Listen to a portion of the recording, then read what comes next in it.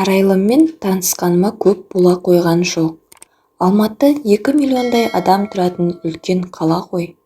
Мұнда таксовать етіп жүріп, көлігіңе отырған талай қыз-келіншекпен танысуға болады. Арайлым да сондай таныстардың бірі. Бірақ оның әңгімесі өзгешелеу болған. Мен негізі халық таңертең жұмысқа баратын кезде және жұмыстан қайтатын кешкілік мезгілде ғана таксовкаға шығатын таксистпін. Сол кезде ғана клиенттер көп болады. Қалған уақытта үйде теледидар көріп, интернет ақтарып шалқайып жатамын. Бұл енді бөлек әңгіме. Оны да кейін жазармын. Айтқым келгені, Арайлыммен қалай танысқаным. Кешкілік Алматының орталық көшелерінің бірінде келе жатқанмын. Жапырлап қол көтергендер көп. Өйткені күн суық. Көбі аялдамада тоңып, автобус тосып тұрғысы келмейді. Топталып қол көтергендерге тоқтамай, шеткерек тұрған сымбатты, өңділеу әйелге тоқтадым. Жасы біразға келсе де жұтынып тұр екен. Қаланың шет жағындағы мөлтек аудандардың бірінде тұратын болып шықты. Мінезі ашық қыз екен. Әңгімеміз бірден жарасып кетті. Банкте істейді екен. Жалпы көлігіме көрікті қыз-келіншек отырса, өзге клиенттерге тоқтамайтын адаммын. Өйткені әлгі қыз немесе келіншекпен оңаша отырып сөйлесу, я болмаса танысу керек дегендей, тағы бір адам мінгізсең, әңгімеге мешайт жасайтыны хақ. Содан әлгі қыз сөзге шешен болып шықты.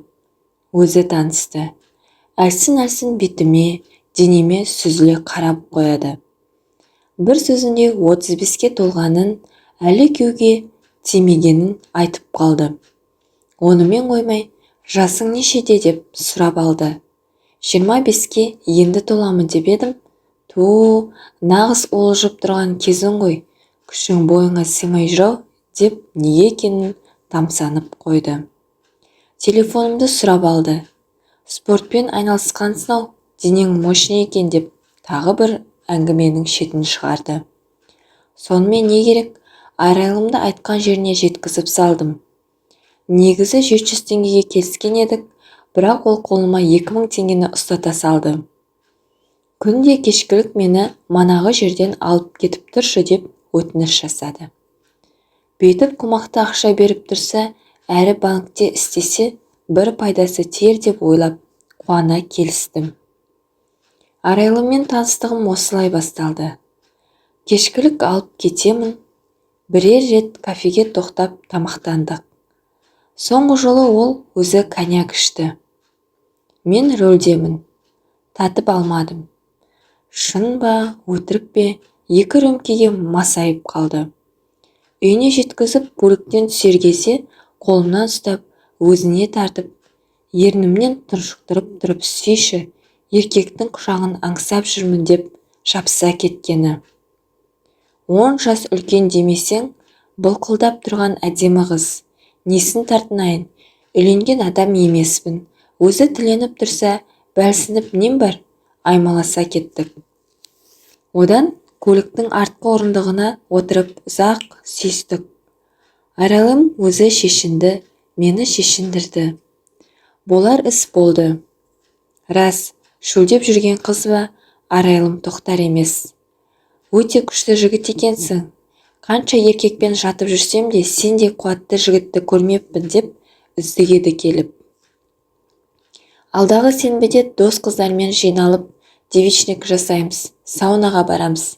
Сені соған алып барамын. Өкінбейсің. Ақшаңды береміз. Мені ырза еткендей, оларды да кайфке бөлесең болды, деді. Не деймін? Келістім. Ақшалы қыздардан бел қуатымды аяймын ба? Көлік толы көшеде таксовать етіп, жүйкемді тоздырып жүргенше, саунаға түсіп, сұлу қыздарды құшып, ақшасын алып қайтпаймын ба? Деп қуанып қалдым. Айтқан күні Арайлым саунаға ертіп барды. Сұлу қыздарды құшамын, орталарында сұлтанша шалқып отырамын деп барғанмын. Арайлымның подружкаларын көріп шошынып қалдым. елуге келген, бәлкім елуден асқан сал бөксе өңсіздеу қатындар екен. Өздері үшеу. Тек орталарындағы арайлым ғана хордың қызындай. Мыналармен жата алмаймын, қайтайын, деп арайлымға сыбырлап едім. Бұлар байы жоқ, бірақ ақшалы қатындар. Біреуі менің бастығым. Кетіп қалсаң маған ренжиді. Ақыры келдің, қалайда осыларды риза ет деп өтінді. Не керек? Іштік, жедік, қызып алған соң әлгі үш қатын маған талассын. Көкпарға тартылған лақтай болдым. Қанымды әбден ішті. Менімен жиі кездесіп жүрген соң ба, арайлым ғана сабыр сақтады. Тек айыздарын әбден қандыр, келесі жолы тағы да шақырады деп сыбырлап қояды. Әлгі қатындар әбден діңкелетті. Әрең шыдадым. Қайтарда қолыма $1000 берді. Мұндай ірі ақша береді деп ойлаған жоқ едім. Жүрегім лүпілдеп кетті. Ертесінде арайлымды жұмыстан тағы алып қайттым. Сен подружкаларыма қатты ұнап қалыпсың. Алдағы аптада сені тағы шақырамыз деп отыр. Отказ берме, деді. Ішкізіп, жегізіп, онымен қоймай анадай үлкен ақша беріп тұрса, неге отказ беремін? Бірден кетісемін. Сөйтсем, бұлар ара-тұра кафеге, саунаға барып, демалып, арасында жігіт шақырып, осылайша қызық көреді екен. Карьера деп кезінде жүріп қалған, бай жоқ, бала жоқ. Ақшалы жерде жұмыс істейді. Бұларды да түсінуге болады. Жағдайы болғанмен жасы келген. Өңі тозған қатындарға кім қарайды? Амалсыз өздері осылайша көңіл көтереді. Ақшасын береді. Саған дейін де талай еркекпен демалғанбыз. Сені де біраз уақыт ермек ететін шығармыз, деген арайлым. Мыналардың жанында сен қыздайсың. Неге күйеуге шығып кетпейсің деп едім. Ол, мен де карьера деп жүріп қалдым. Қазір 35-ке келдім. Менімен жасы жігіттердің бәрі үйленіп алғандар. Отбасылары бар. Дегенмен жасы үлкен болса да, бәрібір біреуге тиіп алу қажет болып тұр. Уақыт өтіп барады. Әйтпесе мына қатындардың кебін деп күрсініп қойды.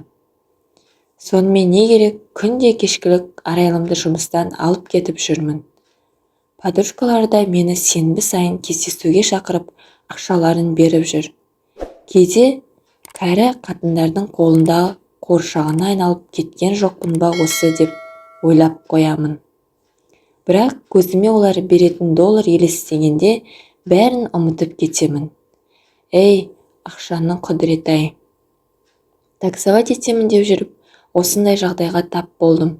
Қайтсем екен, әлде кәрі қатындар менен жерігенше өстіп жүре тұрайын ба?